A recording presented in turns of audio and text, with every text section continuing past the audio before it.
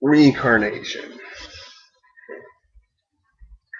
I know it's a tough issue and subject to try to address.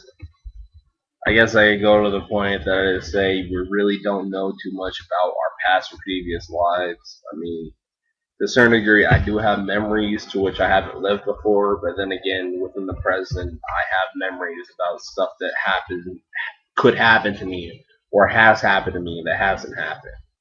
So I'm either completely fucked or just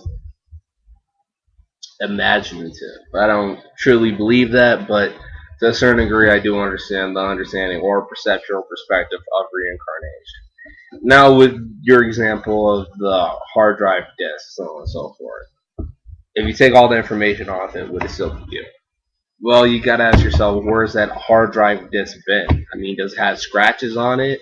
You know, is the little casing on it or the little sticker on it saying that's, 8 Gs or whatever? Is that still there? And does it have a little scratch on it? Is it partially peeled off or is halfway peeled off or is a little bit of it ripped?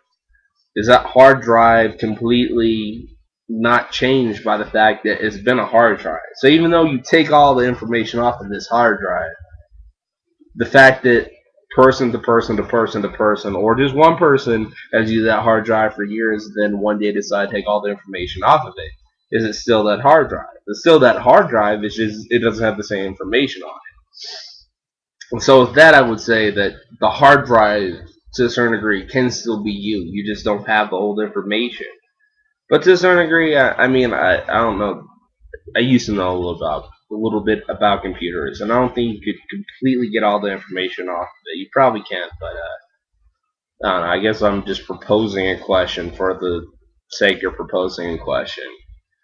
If the hard drive didn't get all the information, some old information, or some crucial information that allowed that hard drive to work for that next hard drive, maybe that hard drive worked a little better because of the fact that it's been used more, or maybe it's the exact opposite.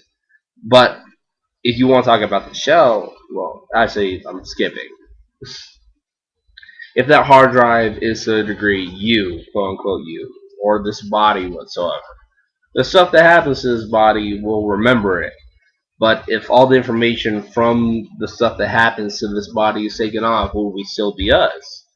To a certain degree, we would still be us. I mean, the information, even if the information was completely deleted off the hard drive, that information existed at one point in time. That information was whole at a point in time. Because that information was whole at a point in time, that means that information was so well connected with the information that was on the hard drive that that information existed.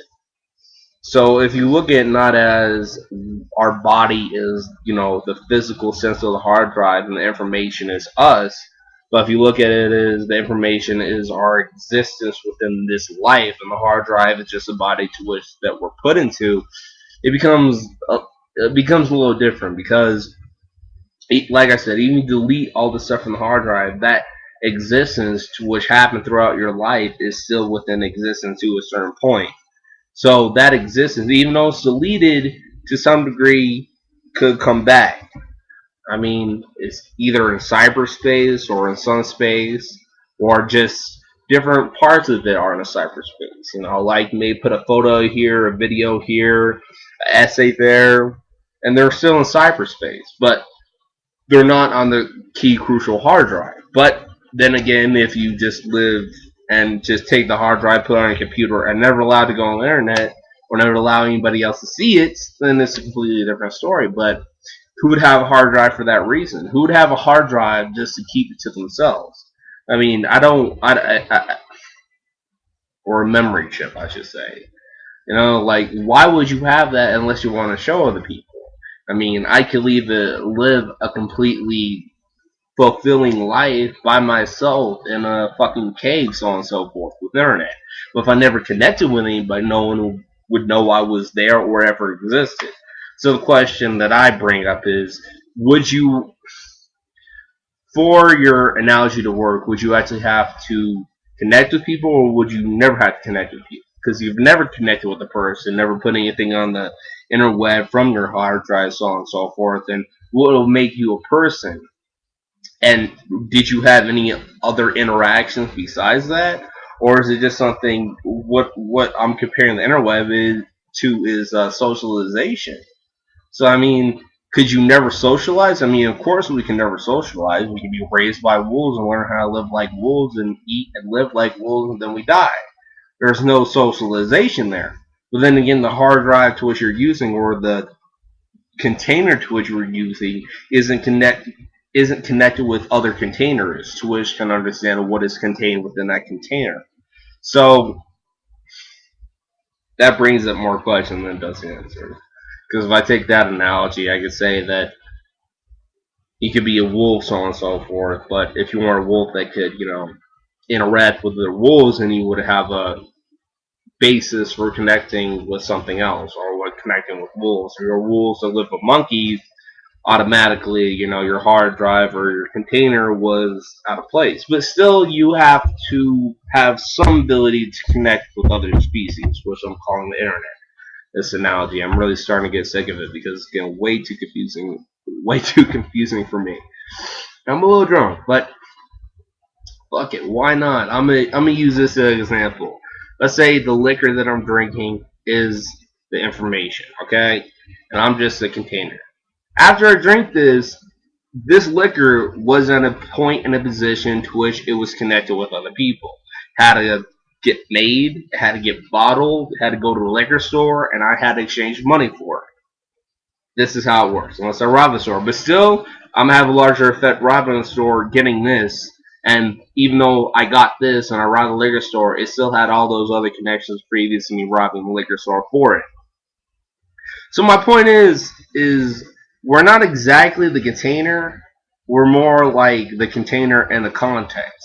Because the container to which we live in is us. I mean, the container literally shapes our life. I'm 6'3", for instance. I think TJ, you're probably taller than me. Um, I used to be a bigger kid. I was 205 pounds in like sixth, seventh grade, so on and so forth.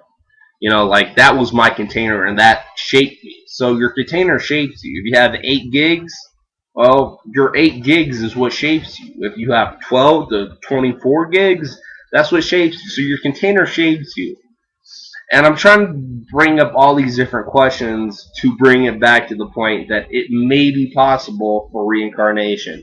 Now, if you want to talk about reincarnation in the sense of Jesus, or the sense of bringing yourself up to the point to which you can literally die, and then be brought back, there comes a whole lot of other questions. I guess the simple answer is I don't want to talk about it. I mean, I have a few ideas on it, but it's just not something I really want to talk about right now. The reincarnation in the sense of Buddhism, if we have certain information or certain stuff that is within us, then even though we die and this body may be deceased, so on and so forth, the information to which you give is still out there. Just like the amazing atheists, you have affected people and in their lives, so on and so forth. If you affected enough people in enough ways, in enough manners, so on and so forth, that it comes to a group organization, these people in a broader sense have a connection with you, and they eventually pass down the trace of your knowledge or your understanding, and continue to do this to the point to which their children, their children's pass it down just because of the fact that you have affected them like that, then there's a possibility that as a world group or as a world people throughout the world, after information gets passed around the world, that there will be a person like you who will fit into the category of what you're saying or what you believe. So reincarnation is not exactly how people think of it. Like, I'm a human now. When I die, I'm going to be a bug, or I'm a bug, or there's a bug, and then when I become like human, so on and so forth. But if a bug fit the exact profile of something the world was missing, and then became a human because of the fact that the world needed that person to be that at that point in time, and then became a human, it makes sense for the social global connection. Sounds it sounds far fetched to me too, but I'm just saying that if you're looking at like a hard drive or like a disk, and the information on the disc, I mean, you gotta ask the question, what is the disc? Is it just a shell? Is it just this body? If it is just this body, then our body goes through stuff. Like, I have scars, I have broken bones that will always be with me. And even if another person comes into my body right at this second, they'll not be able to completely understand why I have a broken kneecap. They won't be able to understand, why I have a broken toe. It's not something that is just learned. I mean, eventually they'll learn it, but they won't understand the past and history from it. But take all the information I have out of me, I still have information, and I've connected and touched people, or not touch people. I mean, what I'm trying to say is the information that I give, the experiences that I had with people, will forever be with people. So in that sort of way, as long as they live on, even though I may die tomorrow, hopefully not, I mean, or hopefully yeah, I don't know. I mean, you don't know exactly how you'll affect a person, or how you won't affect a person. But if you have an effect on a person, regardless if it's for the good or the bad, you're going to continue to live on to some degree with your own personality. If you were taken out of that equation, then you will not affect that person that certain means for that certain manner. And because you will not affect that person that certain means in that certain manner, to a certain degree that you would have never existed. But that's not how life works. We constantly are affected by people here, there, present, past, future, and so on and so forth. I mean, I'm obviously amazing atheist. I'll just call you DJ, man. Hopefully you're not offended by that, but that's an effect. If you want me to call you the amazing atheist and I call you TJ and you're offended by that, I have an effect on you. So my life continues on because of the fact that I had an effect on you. It may be minimal. It may only affect you for the next 10 to 20 minutes, but I still have an effect on it. And that effect is what I would consider life after death. Not really, but I'm giving an example of how reincarnation could be the possibility of a person being reincarnated for the general biosphere to which we're in. Not in the sense to which we, exactly as I am right now, will be reincarnated later, but a certain being, as in the sense to which how I am being is reincarnated to, like the Matrix, Neo and shit. We could all be Neo to a certain degree. We just have to find that perfect little niche, that we fit in, that we're necessary for.